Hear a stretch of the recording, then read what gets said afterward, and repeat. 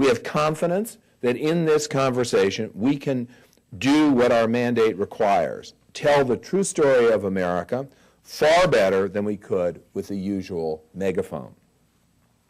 Second example.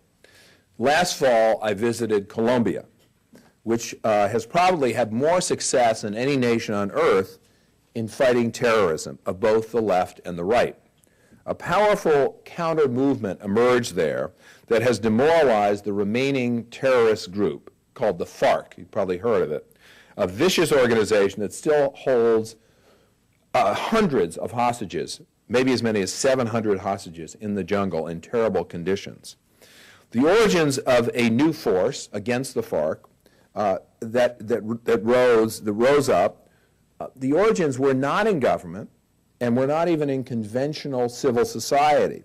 Instead, a young, unemployed computer technician named Oscar Morales spontaneously, just because he was angry himself at what the FARC was doing, spontaneously started a Facebook group that quickly grew to more than 400,000 members. This group, called 1 Million Voices Against the FARC, put 12 million people into the streets in a single day in 190 cities around the world last year, just 2 months after it was set up. These marches had real-life effects. They drove young fighters to leave the FARC, seeing that popular support was not what the FARC leaders had claimed. And today the FARC's forces have been reduced by half, from 18,000 to 9,000. We decided at the State Department to help form a public-private partnership with Facebook, Google, AT&T, MTV, Columbia University, Howcast, and others that would link the Colombian Facebook leaders with representatives of 24 youth empowerment groups, most of them with an online presence, together with technology experts at a conference in December in New York. And this group, including Egyptians, Saudis, Mexicans, and many more, put out a handbook and an electronic hub, all to help organizations around the world to use new social networking digital tools to build anti-violence networks. We called it the Alliance of Youth Movements, and frankly, the United States government does not control these groups, nor could we. We don't hide our hand. We got the ball rolling. We're proud of that.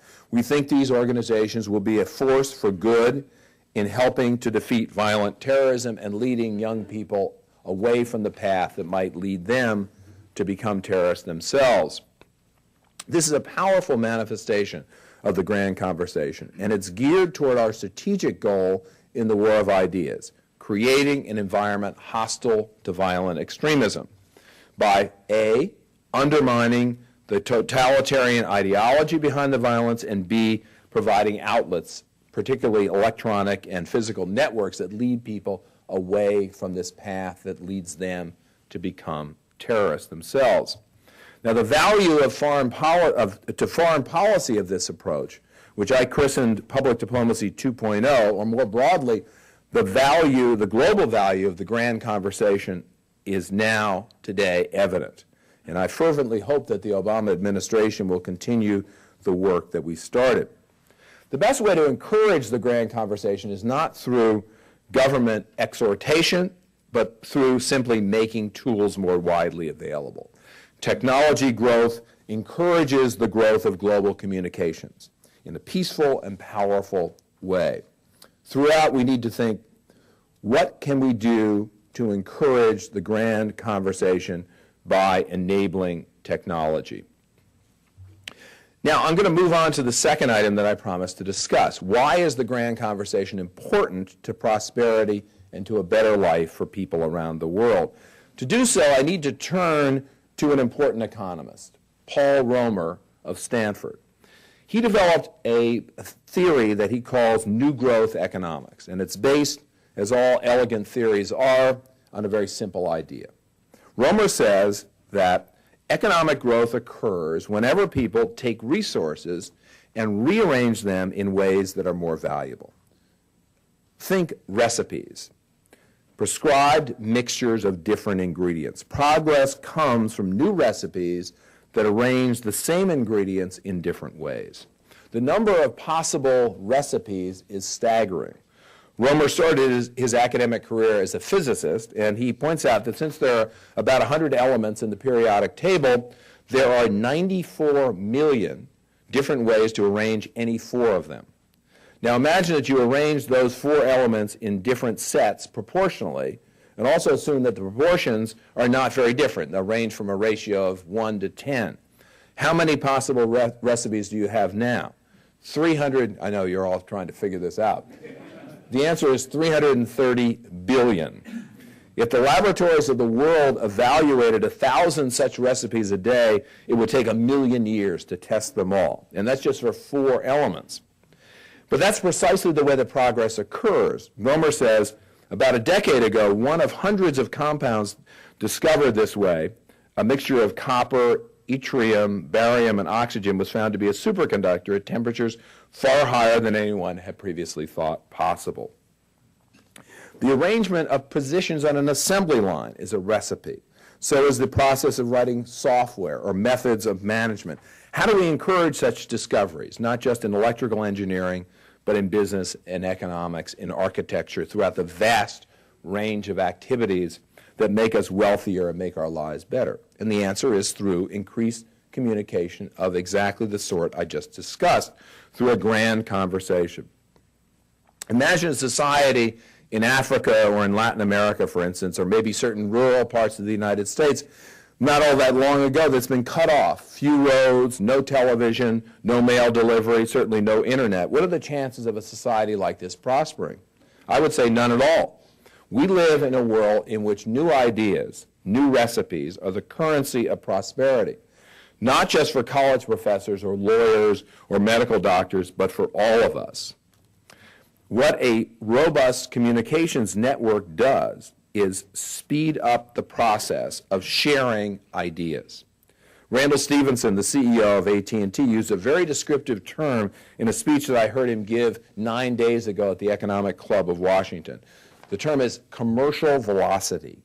He said, it's a simple equation. When and where people connect, commercial velocity accelerates and economies grow.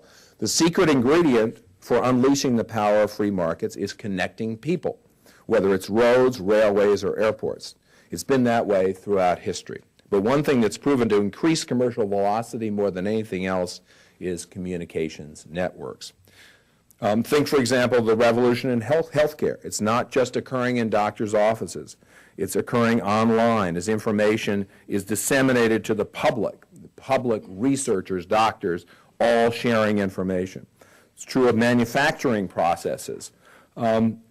It's true of, not only are manufacturing processes widely shared, but so is consumer feedback. Walmart's great innovation was its real-time system linked to its cash registers that told headquarters in all its stores just what was selling immediately in order to order more of the hot stuff or cancel the cold stuff. And again, President Obama understands this process very well. A big part of his platform is expanding infrastructure, expanding the use of broadband, including in remote and deprived areas. Again, this ambition requires 21st century regulation that recognizes the positive impact that competitive market forces have on innovation, pricing, and quality, while at the same time preserving basic consumer protections. Romer says that the most important ideas are meta ideas. Ideas about how to support the production and transmission of other ideas. For example, patents and copyrights invented by the British in the 17th century, or the modern research university invented by the United States in the 19th century. I believe that the grand conversation has the potential to be the first meta idea of the 21st century.